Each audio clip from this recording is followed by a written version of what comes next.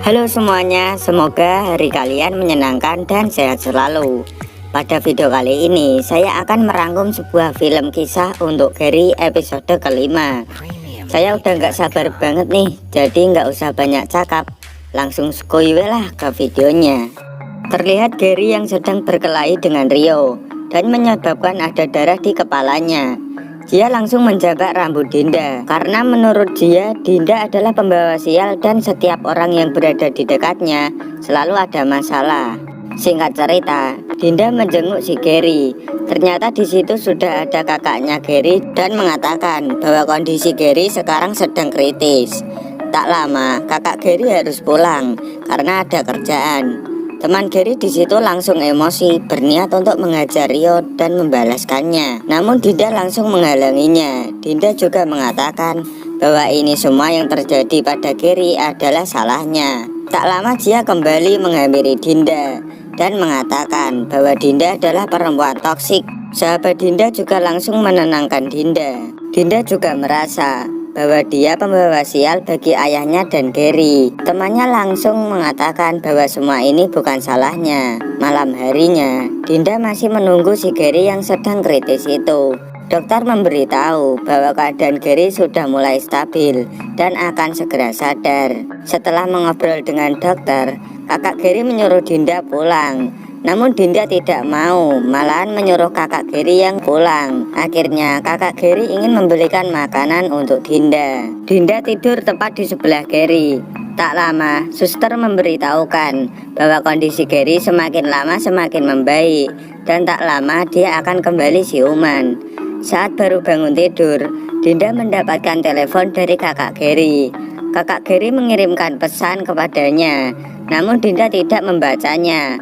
Oleh karena itulah kakak Gary menelponnya. Kakak Gary menyuruh Dinda agar segera ke sekolah agar kasus Gary dengan Rio cepat selesai. Sebelum pergi, tak lupa Dinda mengecup kening Gary. Biar berkah kali ya pak.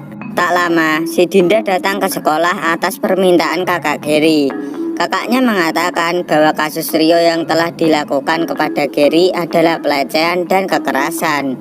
Kakaknya juga tidak segan-segan melaporkan Rio ke polisi karena kepala sekolah sebagai penengah dan menyarankan agar selesai secara kekeluargaan. Namun kakak Gary tetap ngotot melaporkan ke polisi. Dinda merasa senang karena kasus sudah terselesaikan.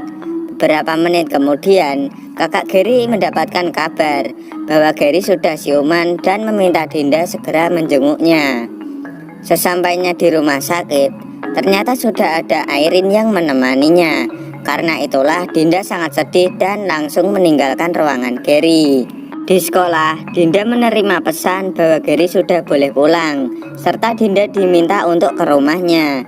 Tak lama, pacar Rio datang, lalu dia menjatuhkan mental Dinda karena sudah membawa sial bagi Gary dan ayahnya.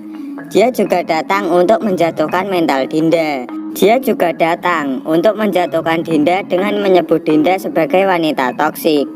Dia juga memberitahu ayahnya akan dihukum 15 tahun. Singkat cerita, Dinda pergi dan Dinda diajak menjenguk Gary.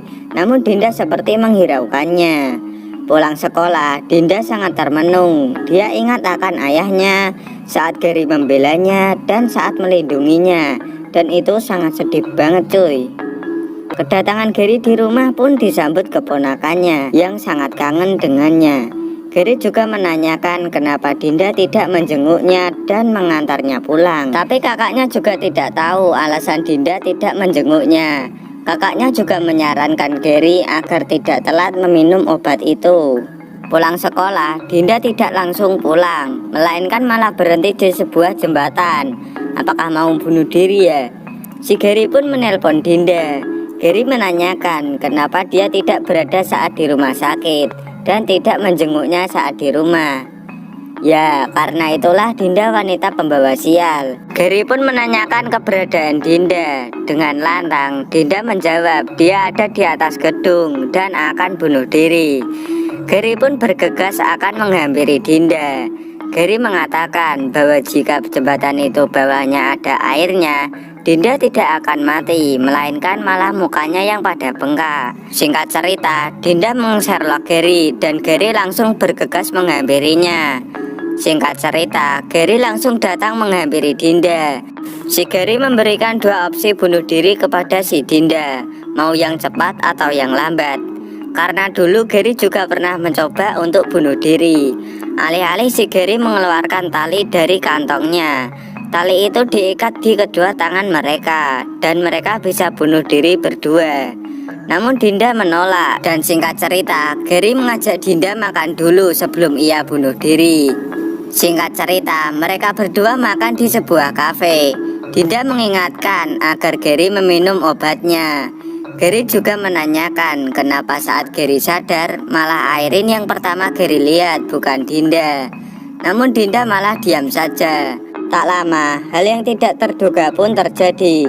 Dinda mengatakan bahwa pacaran bohongan yang dia mulai oleh Dinda harus diakhiri. Namun Gary menolak untuk putus dari Dinda, karena kesepakatan itu harus disepakati dua belah pihak. Dinda terus memohon agar bisa putus dengannya, karena setiap orang yang dekat dengan Dinda pasti akan sial. Akhirnya Gary mengiyakan putus dengan Dinda, namun dengan satu syarat. Dinda harus memainkan piano dan menyanyikan lagu untuk Gary. Tanpa pikir panjang, Dinda langsung pergi dan memainkan piano. Si Gary kaget sejak kapan Dinda bisa main piano.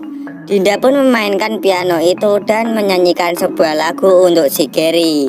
Mereka berdua ingat saat melindungi Dinda, saat mengobrol dan canda tawa bersama temannya, serta saat pertama kali mengenalkan Dinda ke keluarga Gary. Karena Dinda bisa memainkan piano itu, akhir cerita mereka berdua putus. Dalam hati yang dalam, Dinda berterima kasih kepada Gary atas perhatian yang telah dia terima selama ini, dan itu akan menjadi kenangan indah bagi Gary dan Dinda. Saat di sekolah, Dinda juga sudah nampak menghiraukan Gary, cerita pun selesai.